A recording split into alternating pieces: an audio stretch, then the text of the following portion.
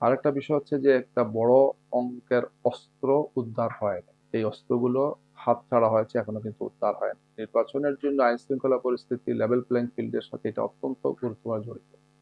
কিছু কিছু মিডিয়াতে আসছে যে কিছু অস্ত্র বাংলাদেশে ঢুকতেছে দেখা যাচ্ছে।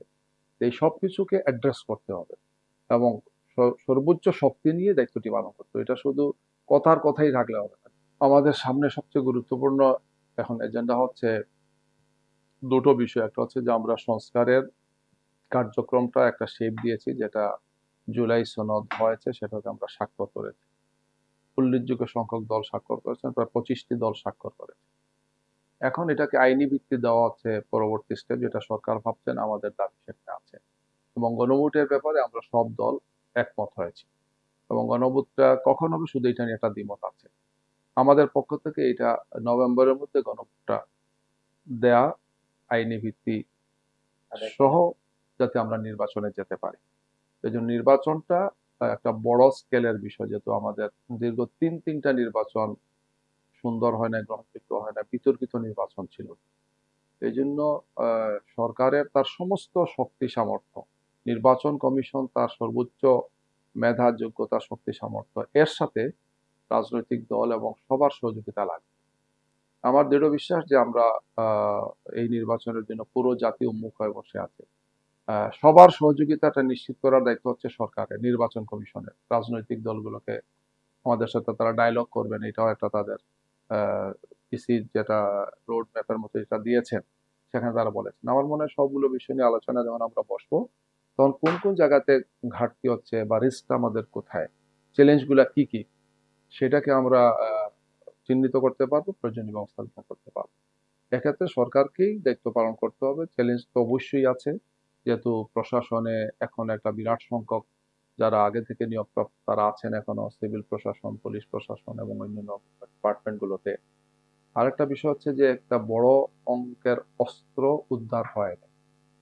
এই অস্ত্রগুলো হাতছাড়া হয়েছে, এখনো কিন্তু উদ্ধার হয়নি। নির্বাচনের জন্য আইন শৃঙ্খলা পরিস্থিতি লেভেল প্লেইং ফিল্ডের সাথে এটা অত্যন্ত গুরুত্বপূর্ণ জড়িত। কিছু কিছু মিডিয়াতে আসছে যে কিছু অস্ত্র বাংলাদেশে ঢুকতেছে দেখা যাচ্ছে। এই সবকিছুকে অ্যাড্রেস করতে হবে এবং সর্বোচ্চ শক্তি নিয়ে দায়িত্বটি পালন করতে হবে। এটা শুধু কথার কথাই রাখলে হবে না যে আমরা উৎসবমুক্ত পরিবেশে শুধু ইলেকশন করবো, এটা বললে শুধু হবে না। এর সাথে এটাকে নিশ্চিত করার জন্য সব ধরনের ব্যবস্থা এখন থেকে নিতে হবে। আমরা গত কয়েকদিন আগে এসির সাথে বসে এই সমস্ত বিষয়ে দৃষ্টি আকর্ষণ করে আসছি। আইন শৃঙ্খলা পরিস্থিতি সহ সেন্টার টেন্টার যা আছে, যেখানে যে রিস্ক আছে, সেখানে যাতে ওনারা এই সমস্ত বিষয়ে প্রস্তুতি না, আমাদের তারা আশ্বস্ত করেছেন, আমরা নিচ্ছি। আমরা বলছি আরো ডায়লগ করবো, আপনাদের সাথে আরো কথা বলবো, আপনাদের এই সমস্ত বিষয়ে প্রস্তুতিকে আমরা জানবো। আমাদের নেতাকর্মী দেশবাসীকে আমরা আশ্বস্ত করার জন্য যা করে আপনারা করবেন, আমরা সেটা সহযোগিতা করবো। সরকারের পক্ষ থেকে তো আশ্বস্ত করছেন, নির্বাচন কমিশন আশ্বস্ত করছে, কিন্তু কিছু কিছু আহ, ঘটনা যখন দৃশ্যমান হচ্ছে, তখন জনমনে এই আশঙ্কাটা বেড়ে যাচ্ছে যে আইন শৃঙ্খলা পরিস্থিতির মাঝামাঝি যেভাবে ক্ষতিগ্রস্ত হচ্ছে আমরা দেখতে পাচ্ছি বা বিভিন্ন ঘটনাগুলো ঘটছে, তখন স্বাভাবিকভাবে সন্দেহ হয় যে এই প্রশাসনকে দিয়ে, সেটা সিভিল হোক অথবা পুলিশ প্রশাসন হোক, কতটুকু সম্ভব একসাথে একটা গ্রহণযোগ্য নির্বাচন অনুষ্ঠান করা।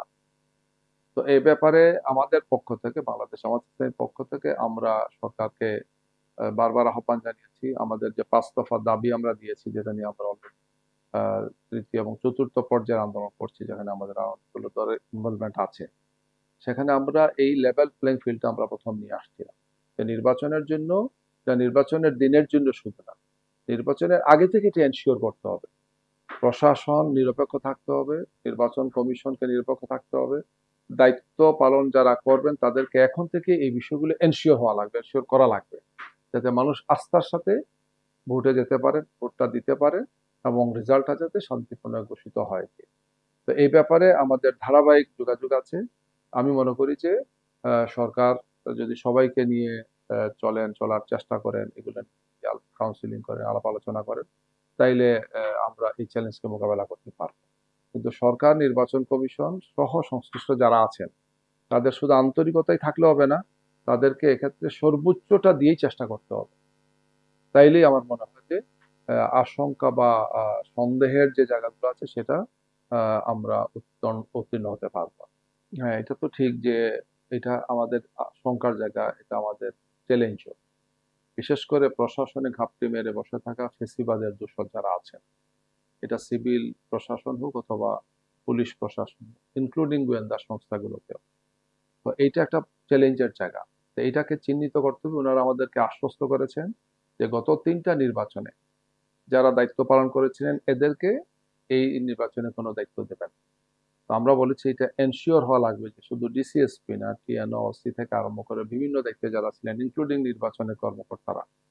তো এটা আপনারা কিভাবে করবেন সেটা আপনার জনগণকে আশ্বস্ত করেন। আমরা পরে প্রেসকে বলেছি যে ওনারা আমাদেরকে এটা বলেছেন, ওনারা এই প্রস্তুতি নিচ্ছেন গিয়ে। এইটা একটা বড় বিষয়। তাহলে বিকল্প যাদেরকে দেবেন তারাও যাতে নির্মোহ হন এবং অত্যন্ত দায়িত্ব নিয়ে যাতে ভূমিকা পালন করেন, জবাবদিহিটা তাদের বিবেক এবং দেশবাসীর কাছে তাদের থাকবে। কনস্টিটিউশন অনুযায়ী নির্বাচন কমিশন একটা আমাদের সংবিধিবদ্ধ প্রতিষ্ঠান, তাদের তো সংবিধান মেনে তাদেরকে চলতে হবে। তারা কারোর প্রতি তারা ভায়াস্ট হবেন না, তারা অবশ্যই সেখানে নিরপেক্ষ ভূমিকা পালন করবে। তো এই বিষয়গুলো এনশিওর করা লাগবে। আমি শুধু এদেরকে সরাইলাম, তো বিকল্প কাকে আনলাম? বিশেষ করে নির্বাচন ডিসিএসপির সবচেয়ে মৌলিক মুখ্য ভূমিকা থাকে, আর নিচের টায়ারে থাকে ওসি এবং টিএনও যারা থাকেন, এর সাথে নির্বাচনী অফিসার যারা থাকেন।